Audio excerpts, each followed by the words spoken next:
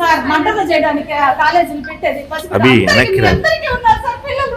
ఇది అందరికీ తెలియాలి. ఈ విధంగా న్యాయం జరగట్లా. మళ్ళీ అతను డబ్బులు పోసేసుకొని మేనేజ్మెంట్ లైసెన్స్ ఇచ్చేయడము, వీధికి ఒకటి పెట్టేయడము, ఇదే సార్ జరిగేది. ముందుకు వస్తామని అనుకోలేదు.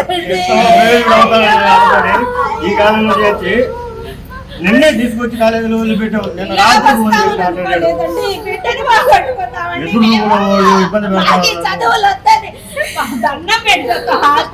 చదువులు భయంకరంగా ఉన్నాయి. సార్ ర్యాంక్ ఫస్ట్ ర్యాంక్ సాధించే పిల్లోడైతే కాదు, ప్రశ్న అక్కడ లేదు. మేము చదువుకు ప్రశ్న మేము పెట్టాం, మేనేజ్మెంట్ పెట్టాం. ఇది ఇంకేదో జరిగింది సార్. తన్నుకోవడమో తన్నడమో లేదా ఆటోమేటిక్గా కావాలని చేశారు. మాకైతే ఎవరు వచ్చి కట్ అయింది సార్.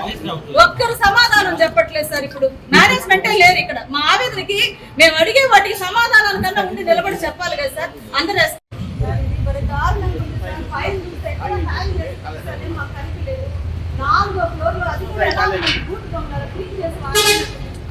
చూడండి, అటువంటి ప్లేస్ లో ఒక్క పిల్లోడు ఎట్టు పడుకుంటారు సార్.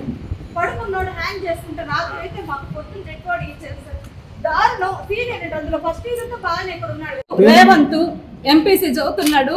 ఈ రోజు బిడ్డను పోగొట్టుకున్నాము. అసలు ఇలా వచ్చి చెప్తామని ఎంతో మంది మేము మీడియాలో చూసాం, కానీ ఈ కడుపు కోత మాకు అర్థం కావట్లేదు.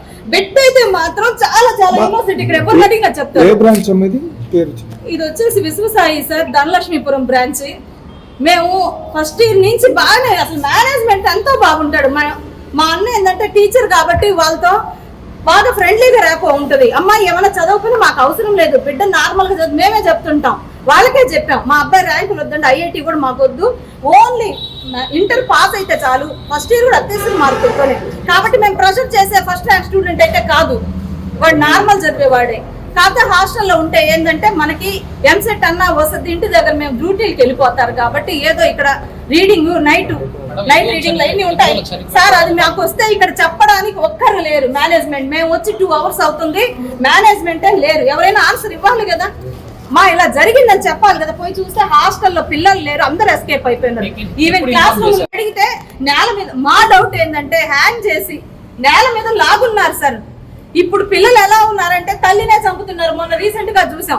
అట్లాంటిది రూమ్ లో మాట పెరిగి బిడ్డనేదో కనీసం వీళ్ళు సీసీ కెమెరాలు కానీ ఒక హాస్టల్ రన్ చేస్తుంటే సీసీ కెమెరాలన్నా బెటరా సార్. పడుకునే రూమ్ లోనే కదా అవసరము. మీరు ఊరికే పేరెంట్స్ వచ్చిపోయే దగ్గర 4 సీసీ కెమెరాలు బాల్కనీలో పెట్టేసి పైన ఏం జరుగుతుందో చెప్పకుండా ఇప్పుడు సీసీ కెమెరా అంటే మాకు మొత్తం తెలుసు. రూముల్లో కూడా ఎందుకు పెట్టరు సీసీ కెమెరాలు? ఏం సార్ అవి? మా దగ్గర లక్షలు దానికి కూడా తీసుకోండి, సీసీ కెమెరాలు కూడా వేయండి. ఫీజుల్లో లక్షలు మీకు దోచుకుంటున్నారు కదా. సీసీ కెమెరాలు రూముల్లో పెట్టలేరు. ఇట్లాంటి ఒకటి కాదు మరణాలు ఎన్నో జరుగుతున్నాయి. అసలు రూముల్లో సీసీ కెమెరా ఎందుకు ఉండట్లేదు? బాయ్స్ రూమ్ ఇది, మీరు బాత్రూమ్ లో పెట్టవాలి, కనీసం రూమ్ లో పెట్టుంటే ఏం జరుగుండదు ఈరోజు తెలుస్తుంది కదా. ఏమంత సీక్రెట్. బట్ బిడ్డ ప్రాణాలు పోగొట్టుకున్నా మాకు ఈ ఫీజులకి ఇంత వేలు లక్షలు తగలేస్తున్నాము. వాటికి పెట్టమా మేము? మా పిల్లల సేఫ్టీ అంటే ఏం జరుగుతుంది సార్ ఇక్కడ మాకు తెలియాలి. మేము పోయి చూస్తే మాత్రం రూమ్ లో మాకు క్లియర్ గా అది మర్డర్ అని అర్థమవుతుంది. నిన్న రాత్రి 7:30 నాకు ఫోన్ చేశాడు. ఏమరా అంటే డాడీ నేను రూమ్ ఎదురు పిల్లవాళ్ళు 5 మంది ఉన్నారు. 5 మంది నన్ను ఒకటేమైనా నా రూమ్ మారు, నీ రూమ్లోకి మేము వస్తాం, నువ్వు మా రూమ్లోకి రా, నువ్వు ఆ రూమ్ బాగుందని చెప్పి తిడతా ఉన్నారు డాడీ బూతులు అని అన్నాడు.